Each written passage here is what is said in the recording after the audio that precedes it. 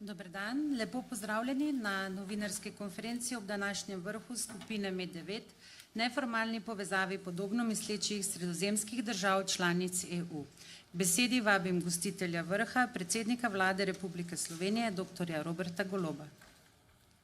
Ladies and gentlemen, Señoras it y is a great señores, pleasure that today es un placer I para mí welcome my dear colleagues dar la bienvenida a mis estimados friends from colegas MED9 y amigos here in del Portoroz. MED9 aquí en Dear Portoroz. Manuel, dear Estimado Nikos, Manuel, dear Nikos, Andrei, dear Pedro, Pedro, dear Kyriakos, dear Robert, dear Luis, and dear Antonio. Antonio. Thank you very much for coming here. Muchísimas gracias a todos I'm por also estar very hoy honored aquí. to have two Es un distinguished honor guests that también joined us contar today, con dos King invitados Abdullah of especiales, el Jordan rey and Abdullah de European Jordania Commission President y la presidenta de Ursula la von der Comisión Leyen, Europea, la señora Ursula von der who Leyen, accepted my invitation to this summit. quien ha aceptado la The summit invitación was que impulsamos para of que two participase parts. en In esta the first cumbre. part, we Esta cumbre ha discussed tenido together dos with partes. En la the primera European parte Commission President debatimos con la presidenta de la the Comisión very Europea pressing issue of el tema competitiveness acuciante of de la European industries, competitividad de las industrias a topic europeas, which was recognized by un a tema very important study and que ha report by quedado reconocido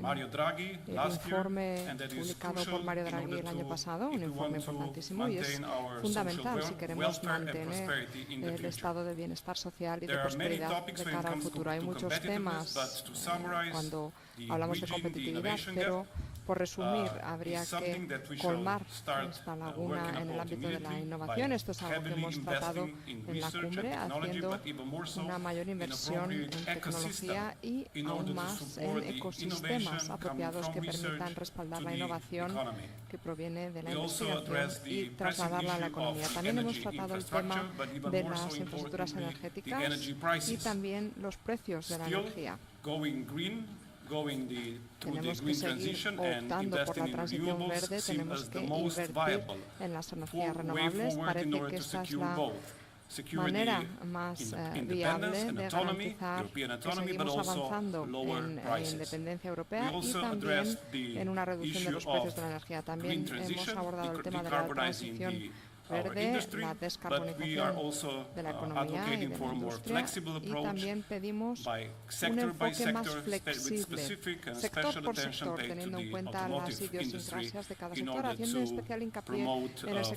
de further la automoción developments para in the industry. promover un desarrollo ulterior Later en on, esta we industria. discussed also the initial proposal by the También Commission on the debatimos multi-annual la propuesta budget inicial de la Comisión of sobre el European presupuesto Union, the multianual so-called MFF. para la Unión Europea, el denominado The MFF. discussions which will start in Marco December financiero will be multianual. long and arduous, Este but debate the common empezará en position diciembre is y será that un debate we need largo y to arduo, pero increase the la posición funds común que because tenemos es otherwise que we hay que will aumentar not be los able to fondos, follow porque si the no, no strategic vamos a objectives poder that we alcanzar are los placing objetivos upon estratégicos European que institutions. hemos fijado Having para said las that, instituciones europeas. Dicho the esto, proposal set us by the Commission la was propuesta largely establecida por la approved by Comisión today's discussion, and ha we're recibido looking un amplio forward to respaldo en continue el these debate de hoy y discussions in estamos the deseando following weeks.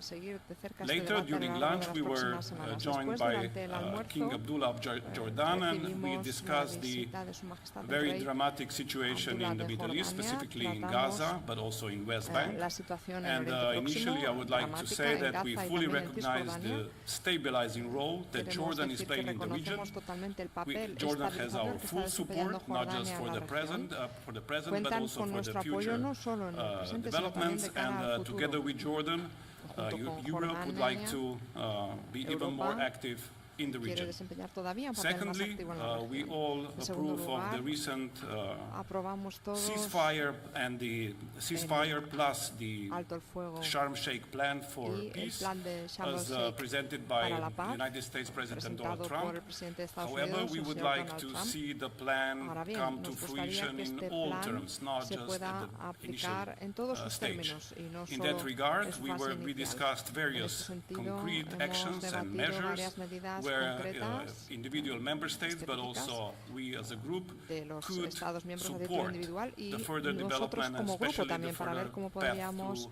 peace respaldar in the region. este We camino hacia la paz en la región.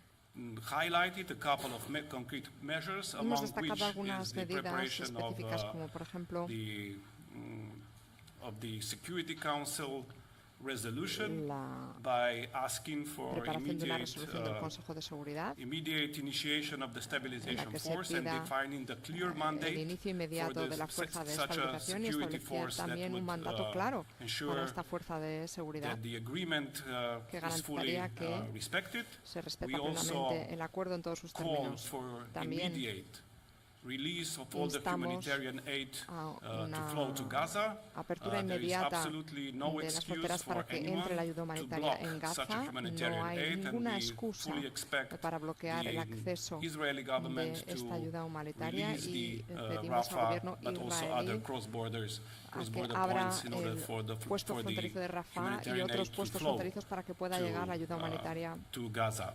a Gaza. And finally, Por último, we believe that if we are able consideramos to que put our people on the ground in Gaza, specifically si podemos llevar reporters, a nuestro that personal would sobre el be terreno en Gaza, absolutely sobre todo a the los best periodistas, possible way to guarantee pues esto va a that the ser la agreement mejor is manera fully de respected by garantizar all que se sides cumple el and acuerdo not just by por ambas perhaps one or partes y two. no solo por una de las Having partes said that, implicadas. we were also Dicho able esto, to come up with two documents. hemos First, podido the joint presentar declaration dos on the documentos, European una matters, declaración and second, on the conjunta joint sobre statement with the cuestiones King of europeas Jordan y otra on declaración the conjunta con developments in the el rey de Middle East. Jordania It sobre la is always a situación en pleasure Oriente to Próximo. host a Siempre group es un of placer friends, a group recibir a un of grupo de like-minded amigos, countries, a un grupo de and today's países discussion show that con una when visión you are muy among the similar a friends, la nuestra y good el things debate can happen. demuestra So que thank you cuando all uno está again entre for amigos coming, pues pasan and cosas buenas, looking así que forward muchas for gracias a todos next por venir. joint Estamos steps. deseando Najlepša iniciar las hvala. siguientes Sedaj medidas bodo conjuntas. voditelji odgovorili na vprašanja. K besedi vabim predstavnika francoskih medijev, ki bo vprašanje zastavil predsedniku Francoske republike. Bonjour à tous, bonjour Monsieur le Président, c'est la Bougriou pour TF1 LCI. Vladimir Poutine et Donald Trump devraient se rencontrer ces prochains jours à Budapest. Regrettez-vous que cela se fasse dans un pays de l'Union européenne? Qu'attendez-vous du président américain? Faut-il qu'il invite Volodymyr Zelensky, qui s'est dit prêt à y aller si c'était le cas? Et est-ce le moment pour le président ukrainien de faire des concessions aujourd'hui sur le plan territorial? Par ailleurs, on a appris cet après-midi que vous aviez reçu Nicolas Sarkozy avant son incarcération. Était-ce une marque de soutien? Était-ce votre rôle? Et surtout, comprenez-vous que cela puisse troubler ceux qui font la justice dans notre pays? Enfin, dernière chose, et pardonnez le fait que je sois un peu longue, au Louvre, le musée du Louvre a été la cible d'un braquage spectaculaire hier.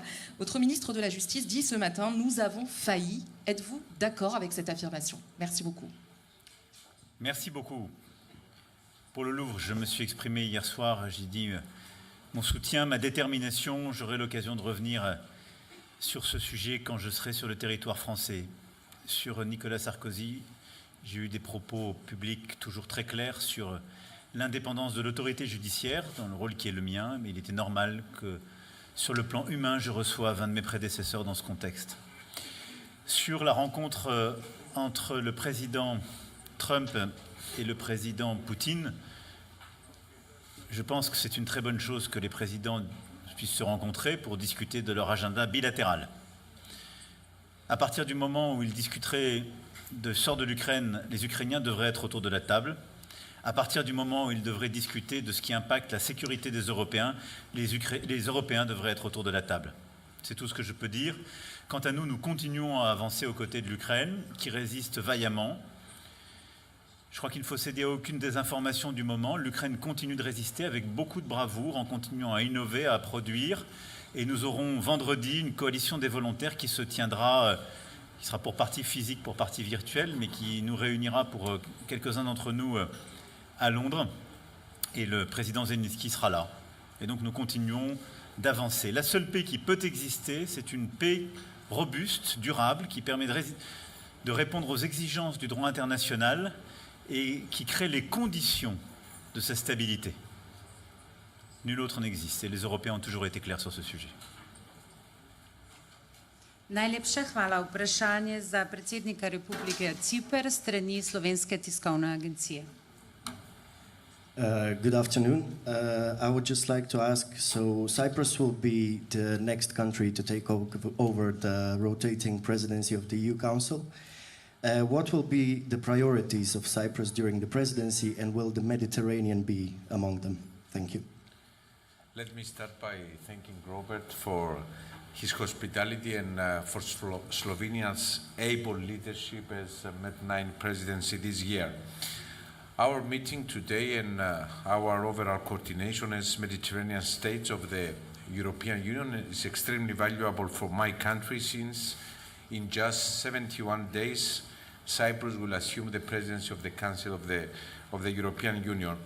And as the member state of the Union at the southeastern frontier, we are preparing to take this responsibility with full awareness of the challenges ahead and with a clear commitment to advance unity, reinforce our collective resilience, and elevate the Mediterranean's voice in the European debate.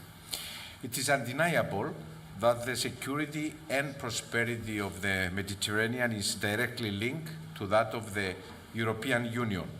And an example of this is the situation in the Middle East, which is, of course, part of the Mediterranean and which directly affects developments in Europe in terms of security, in terms of migration, energy prices, and so on. Last week, as it was mentioned before by Robert, last week in Egypt, we have been witnessing the unfolding of an opportunity for peace. And we really hope, and we don't underestimate the challenges ahead of us, we really hope that it will lead to a new era of stability and prosperity, not only for Palestinians and Israelis, but also for the wider region. Cyprus, as the member state of the European Union closest to Gaza, stands ready, as we did in the past, to contribute in a number of ways, which have been discussed also today with my colleagues. Coming now back to the presidency, and in line with what I just mentioned about the importance of the Mediterranean region for Europe, Cyprus will place the implementation of the new Pact for the Mediterranean at the core of its priorities. This pact marks a historic, positive step forward. It is a chance to reinvigorate our relations with southern neighborhood, with tangible projects that promote connectivity, sustainability, and regional stability. In the same context, we also plan to host a meeting of heads of states and government in Cyprus in the framework of an informal European Council on April 23rd and 24th, bringing together the EU member states, European Union institutions, and the leaders of the countries of our region. During the presidency, we will also prioritize key issues that are high on the European Union agenda, and at the same time are of particular interest to Mediterranean countries. Such an example is migration. As you know, during our presidency, we'll host a ministerial meeting on the implementation of the Pact for Migration and Asylum, and at the same time, we must invest in partnership with countries of origin and transit, addressing the root causes, combating smuggling networks, and opening legal pathways that match labor market needs. At the same time, preparing for and responding to climate change and natural disasters will be another area of focus during our presidency. Our region is affected by wildfires almost every year, as well as desertification. And in this framework, we very much welcome the announcement of the President of the Commission for the establishment of a regional, European regional firefighting hub based in Cyprus to also serve regional partners as a concrete example of Euro-Mediterranean cooperation. We need tangible results. We need to move from declarations to action. We need to enhance the footprint of European Union in the greater Middle East, in the Mediterranean and the greater Middle East. Thanks. Najlepša hvala. Sedaj prosim za vprašanje za predsednika vlade Republike Hrvaške. Croatian television for Croatian Prime Minister. So in these challenging times, we have a fragile ceasefire in the Middle East and a war in Ukraine which has no end in sight. And Croatia is taking over the MED9 presidency next year. So which message will Croatia send? And can the Mediterranean have a unified voice in topics where the EU sometimes struggles? Thank you very much. First of all, good afternoon, and my sincere gratitude to Robert Golob, Slovenian Prime Minister, for having organized this MED9 summit, and also for the Slovenian presidency over the past 12 months. This was indeed an opportunity for us to go in depth of the cooperation of the 9 EU member states that are on the shores of the Mediterranean, not only vis-à-vis the key political issues, and that is especially now the security and the President Trump's plan for the peace in Gaza, but also the other elements that are also part of the Croatian preparations for the MED9 presidency. Croatia sees itself as a gateway for the Mediterranean to Central Europe. That's why we shall promote more secure, more sustainable and more resilient Mediterranean within our presidency. And I would like to connect it with another chairmanship that we have at the same time. That is the 3 Seas initiative, connecting the Baltic Sea, the Black Sea and the Adriatic Sea, that perfectly fits actually and coincides in the course of 2026. When you asked the key opinion of all of us regarding the ceasefire, the common understanding was that we know it is a very noble attempt to stop the war. We hope that it stays, and in order for it to stay, we need a concerted effort of the international community, and especially the mandate to be given to the International Stabilization Force in Gaza by the Security Council. And therefore it will have to be a contribution of all the regional actors, especially the Arab states, but also from the European Union and many other partners. When it comes to Ukraine, just a small point, the position of Croatia has been all along that we need a peace, but it needs to be a just peace. Peace that will enable the respect for the international law and the territorial integrity. Unless that is kept as a main line of us as democracies, we shall be looking, whether we like it or not, for other similar situations where the stronger party, the aggressor, will wish to take territory also of other countries. That's why the attempts for peace are most welcome, but not any peace that will create negative precedents. Thank you. Najlepša hvala. Sledi vprašanje za predsednika vlade Španije. Gracias, buenas tardes, presidente. Respecto a Gaza, después de participar la semana pasada en Egipto en la ceremonia de firma de la paz, ¿qué análisis hace de la situación actual tras la violación del alto el fuego y si concretamente achaca la responsabilidad a alguna de las partes? Y sobre otros 2 asuntos que se han abordado en la reunión, la competitividad y el cambio climático, se ha tenido oportunidad de plantear aquí su propuesta que ha hecho hoy de eliminar definitivamente el cambio horario, y si usted apuesta por el de verano o el de invierno, y si mantiene y cree que puede conseguir apoyos suficientes para que los gastos destinados a emergencia climática se puedan contabilizar como gasto de seguridad y defensa, pese a las reticencias de la Comisión y la OTAN. Gracias. Bueno, muchas gracias por sus preguntas. En relación con la primera, yo creo que más allá de quién haya sido la responsabilidad, lo importante es volver al 13 de octubre, al día en el que se firmó ese alto el fuego y, por tanto, el que podamos poner en marcha todos los puntos de ese acuerdo que nos tiene que llevar a una paz justa y duradera en Oriente Medio. Por tanto, lo que queremos es que se respete el alto el fuego. En segundo lugar, que se permita el acceso a ayuda humanitaria a Gaza, que a día de hoy no está garantizado como al menos se presuponía, y finalmente que podamos caminar hacia la solución definitiva, que es una coexistencia pacífica entre 2 estados, el Estado de Israel y el Estado de Palestina. En segundo lugar, efectivamente, como usted bien ha dicho, España lo que ha propuesto es, en el ámbito del Consejo de Medio Ambiente y Energía, acabar con el horario estacional, con el cambio de horario estacional. Y en ese sentido creo que hay varios argumentos que lo avalan esta posición. En primer lugar, hay una resolución del Parlamento Europeo del año 2019 que tiene que ser cumplida. En segundo lugar, todos los estudios demoscópicos que se hacen a nivel europeo trasladan que más de un 80%, en concreto el 84% de la población europea, está a favor de acabar con el cambio de hora estacional. Y finalmente, lo que dice la evidencia científica, más de 40 estudios científicos, es que no supone un ahorro energético que justifique en el siglo XXI 2021, en el año 2025, una medida de estas características. Con lo cual, más allá de cuál sea el debate de si prefiero uno u otro horario estacional, lo importante es acabar definitivamente con este cambio de horario estacional, porque ahora mismo ni la ciencia, ni la opinión pública, ni tampoco el Parlamento Europeo, en su resolución, como he dicho antes, del año 2019, lo avala.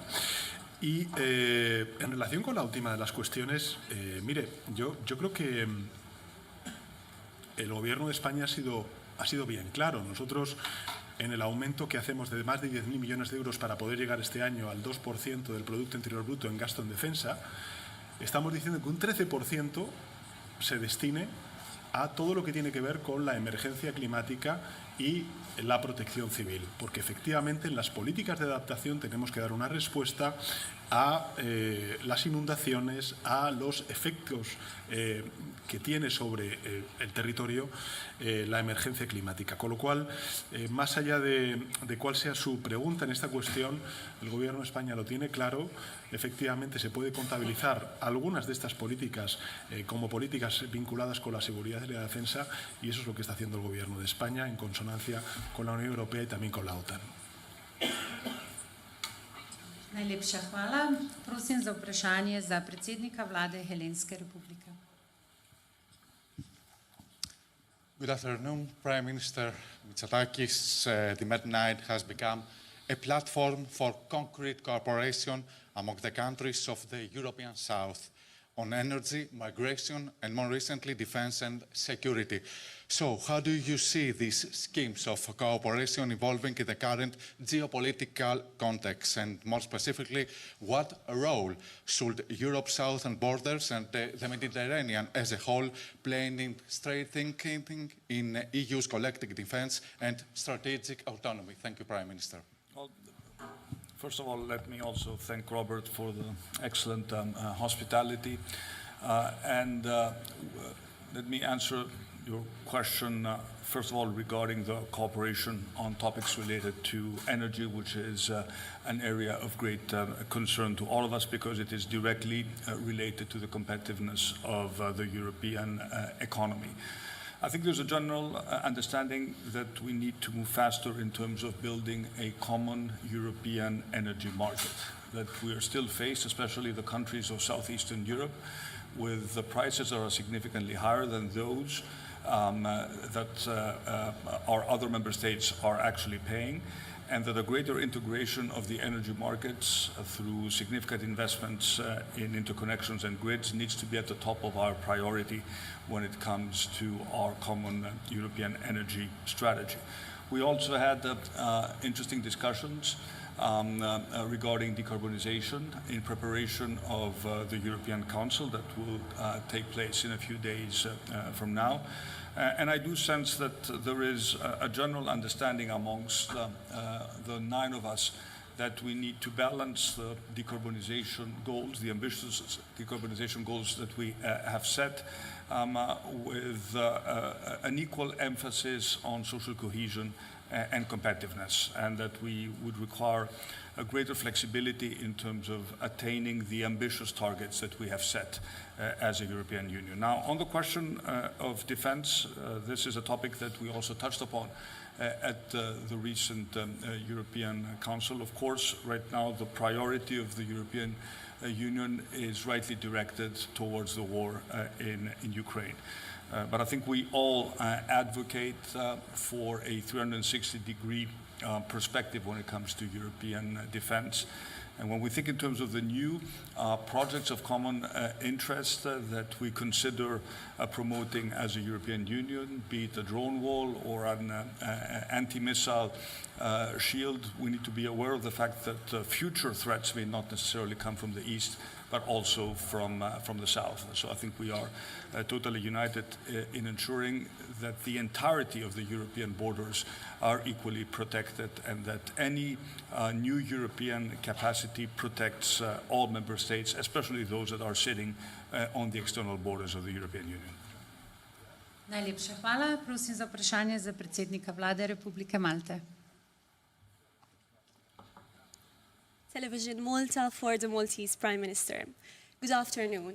Today I had the opportunity to discuss important topics on the EU's agenda, such as competitiveness, security and defense, and resilience. We are also a few days away from an important European Council meeting that is happening in Brussels, where discussions will naturally continue. So what role does the Mediterranean and the MED9 group play in this, and how can this translate into tangible benefits for the citizens and businesses across the region? Thank you for your question. Thank you, Robert, for hosting us here and for your kind hospitality in your wonderful country. At the end of the day, it's all about the economy and how the economy and the healthy economy manages to transform itself into the bettering of people's lives. And that's why we're all about here, why we are here, to focus on the betterment of our economies and the betterment of our people's lives. A key issue when it comes to building a healthy economy lies in boosting its competitiveness. When it comes to us as island member states, I come from an island member state of the European Union in the southern part of the Mediterranean, not connected to the mainland, and connectivity assumes even more paramount importance, particularly when it comes to connections by sea. And that is why today I have discussed with my colleagues the importance of keeping the maritime sector within the European Union and within the Mediterranean healthy and not losing our competitiveness through overambitious climatic targets to our direct competitors. Of course, I'm all for the Green Deal, I'm all for reaching our ambitious climatic targets, but not at the expense of our economies, not by burdening our peoples or our businesses, but rather by getting their buy-in and motivating them to reach those targets in a fair way.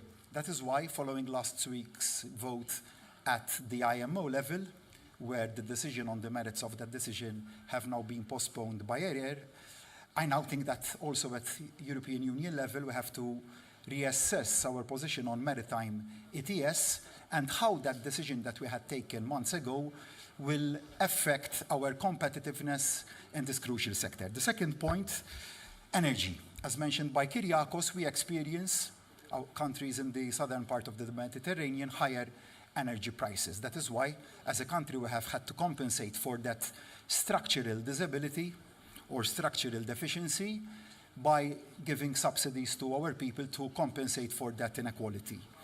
And there again, I call for the completion of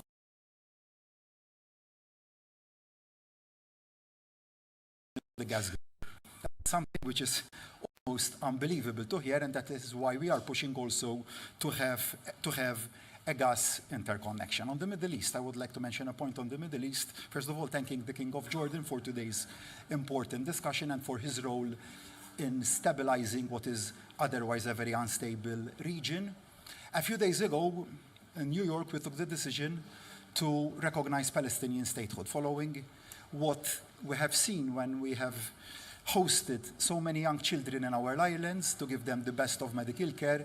We have seen Palestinian children from Gaza, from the West Bank, who should have been enjoying the best part of their youth, coming to us with disabilities, having lost their families, having lost their brothers, their sisters, having lost everything that they have in life. And I think following the peace plan, I would be cautiously optimistic now. Obviously, the difficulties are still there, but we need to be united. And I think today's discussion showed a group of 9 leaders, definitely more united than they were in these last months. And I think that at European Union level, at next week's Council meeting in Brussels, we have to be more vociferous, more decisive, more in a leading position, just like we are in Ukraine and Russia. And I think we have to be decisive in the taking of the right decisions. I think we have done quite a lot, but much more remains to be done to end this humanitarian crisis. I think we have to be more decisive and more forceful in our decisions when it comes to humanitarian aid being allowed to flow freely into Gaza. Unfortunately, we have witnessed tens of thousands of innocent lives being lost. This was in 2024, 2023, 2025, not tens of years ago. And I think people living in today's world do not merit this. And we have two choices, either to remain complacent, either to let others take decisions for us, or to be at the leading role. And I think that today we have taken a decision that, notwithstanding our different perspectives, that we have to be united in one common area. And I think that is that humanitarian aid should be allowed to flow freely into Gaza. The same goes food, water, medicinal aid, and anything that can better people's lives. We have seen too many atrocities. I will go back to my personal experiences from the children that we have cured and given a better life in Malta. I think we deserve a better world, and I am happy that today's discussion will lead to the bettering also of those people's lives. Thank you. Najlepša hvala. Prosim za vprašanje za predsednika vlade Portugalske republike. Boa tarde, Sr. Primeiro-Ministro.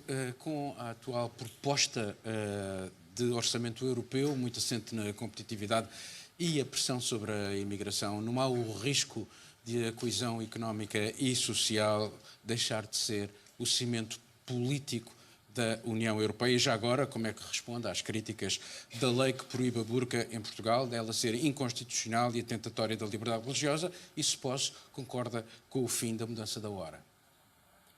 Bom, muito boa tarde. Em primeiro lugar, eu queria agradecer a hospitalidade do Robert e da Eslovénia, desejar ao Andrei e à Croácia uma boa presidência no próximo ano, 2026, e agradecer a confiança que todos os colegas depositaram em Portugal para assumirmos a coordenação e a presidência deste grupo no próximo ano de 2027.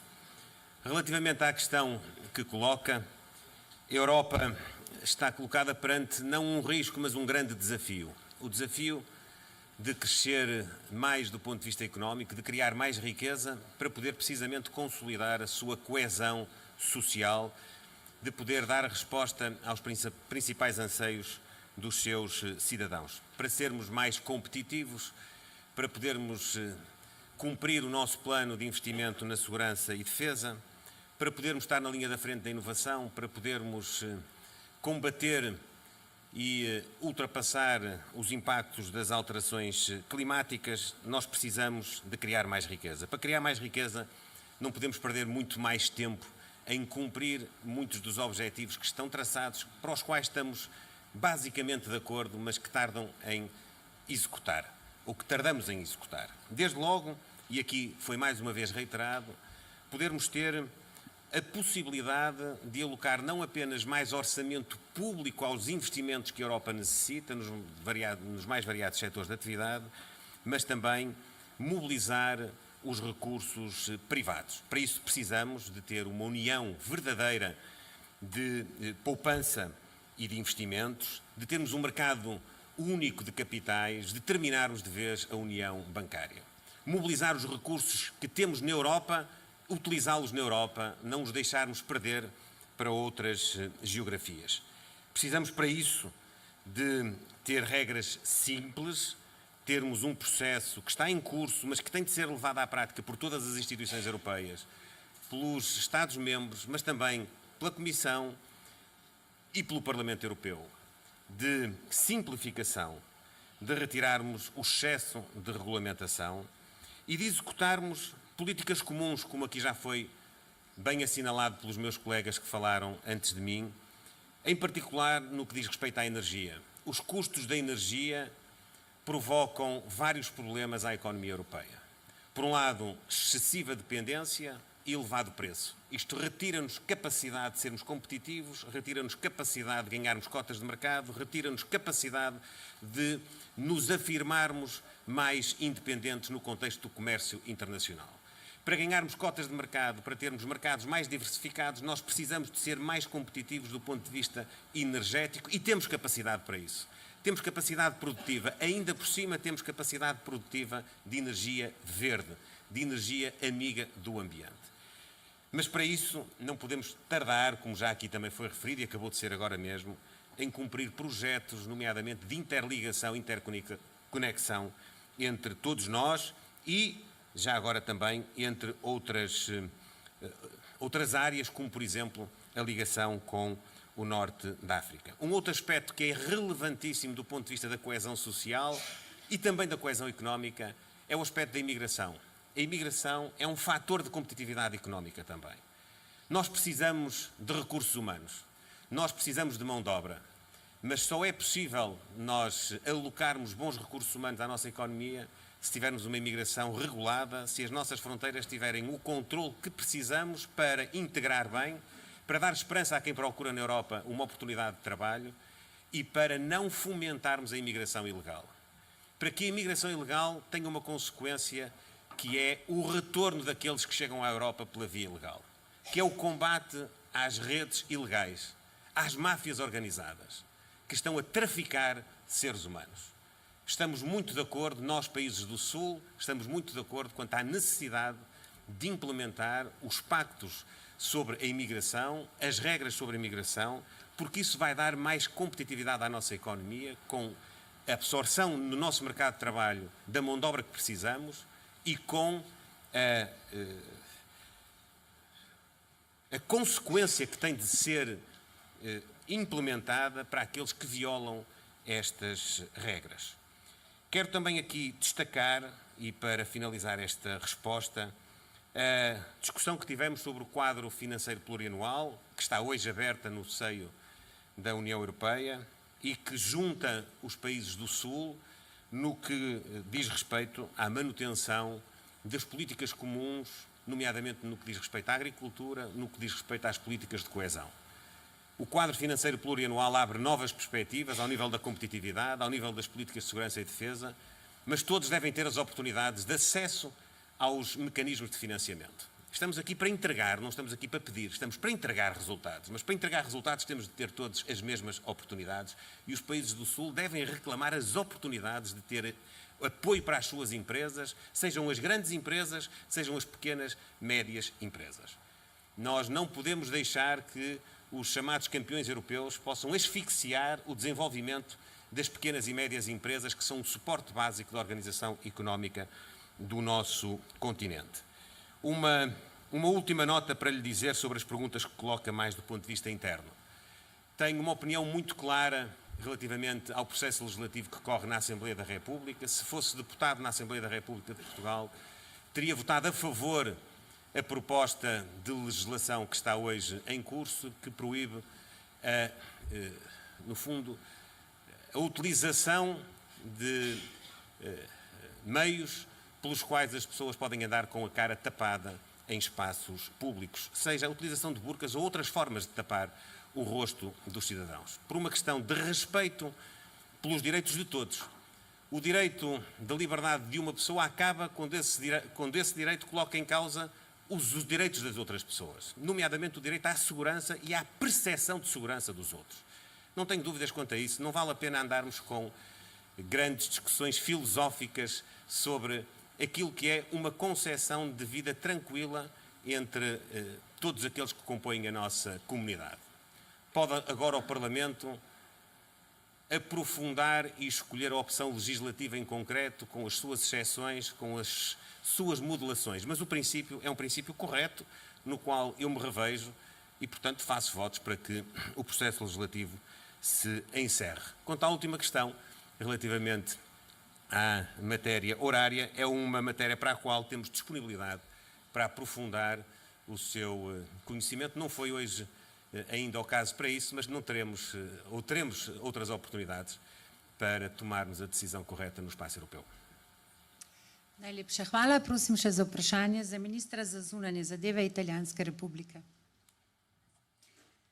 A fronte di una pace fragile in Medio Oriente, di fronte a Israele che ha nuovamente chiuso i corridoi umanitari, l'Italia in che modo riuscirà a garantire i corridoi umanitari che hanno caratterizzato di fatto il paese Italia in questo periodo, forse più anche di altri paesi?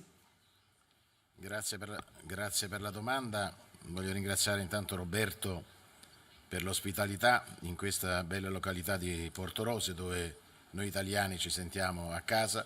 Colgo l'occasione per salutare tutti gli sloveni di madrelingua italiana e tornando a Trieste saluterò tutti gli italiani di madrelingua slovena e formulo anche i miei migliori auguri ad Andrej, primo ministro della Croazia, che assumerà la presidenza di questo gruppo di lavoro. Anche gli italiani in Croazia di madrelingua italiana possono esprimersi nella loro lingua, come i croati, gli italiani di madrelingua croata possono esprimersi nella loro lingua in Italia. Questo che cosa vuol dire?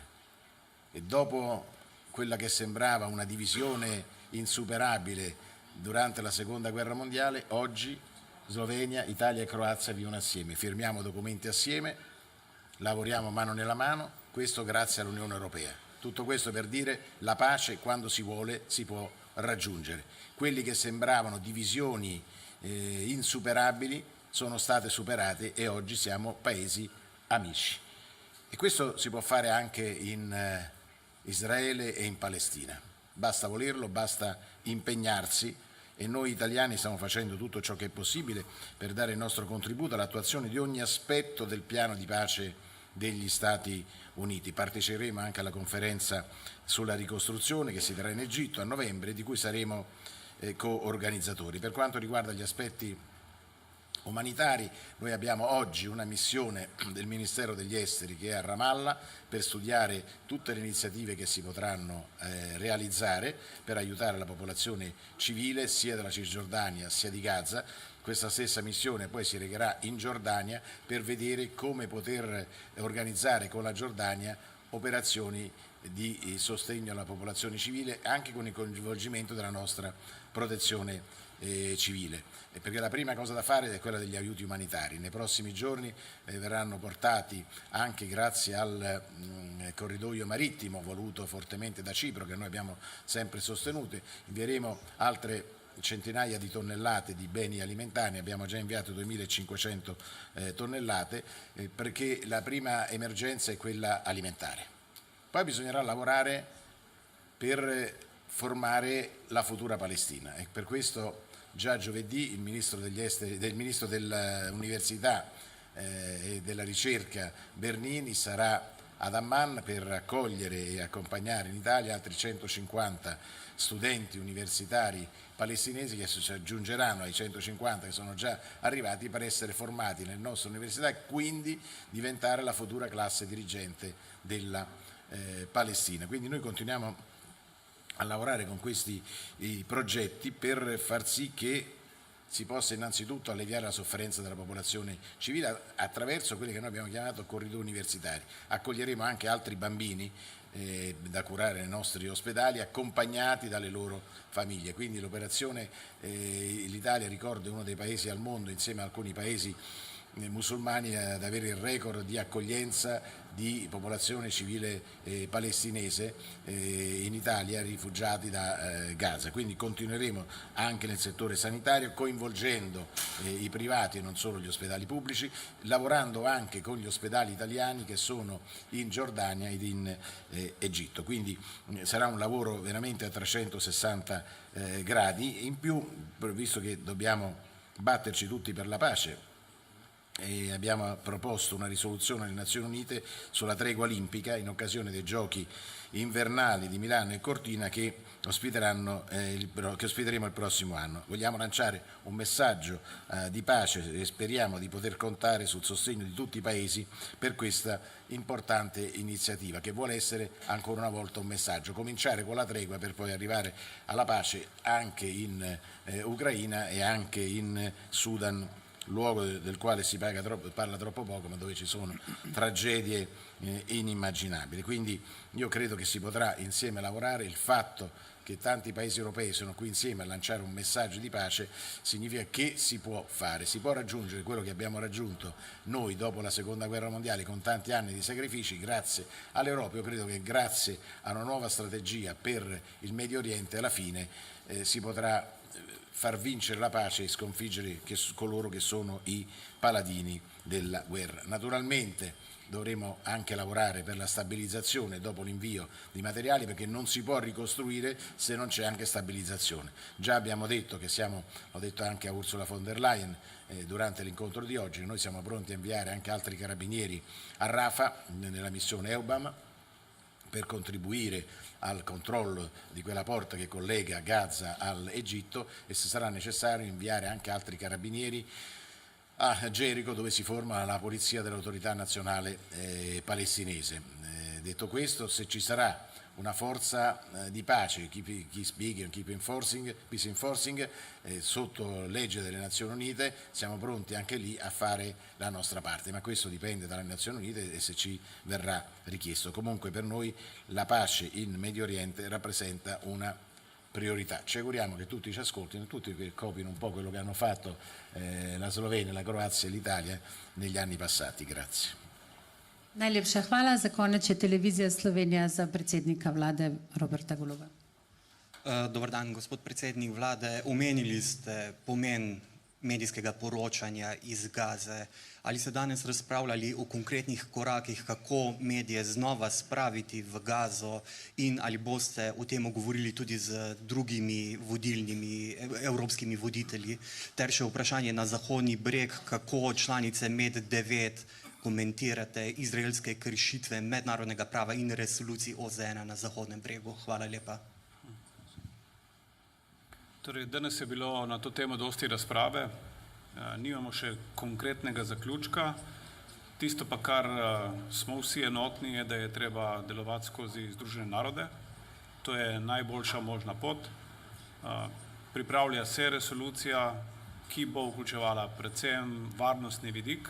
Nenazadnje je ta predpogoj za to, da bi se lahko seveda novinarji tudi uspeli izboriti svoj dostop do Gaze. Mislim, da je treba v naslednjih dneh in tednih delati z vsemi zavezniki, vključeno z Združenimi državami Amerike, da se taka resolucija, ki bo v resnici podprla načrt o premirju ameriškega predsednika, tudi da se od njej tudi izglasuje in da potem lahko govorimo o tem, da mednarodne enote, mednarodne sile končno stopijo na teritorij Gaze. Do tega vstopa bo praktično nemogoče zagotoviti varnost za medije in bojo tudi mediji izključeni. Tako da vrstni red bi moral biti zelo jasen in verjamem, da so Združeni narodi tista prava pot. Najlepša hvala. S tem je novinarska konferenca zaključena.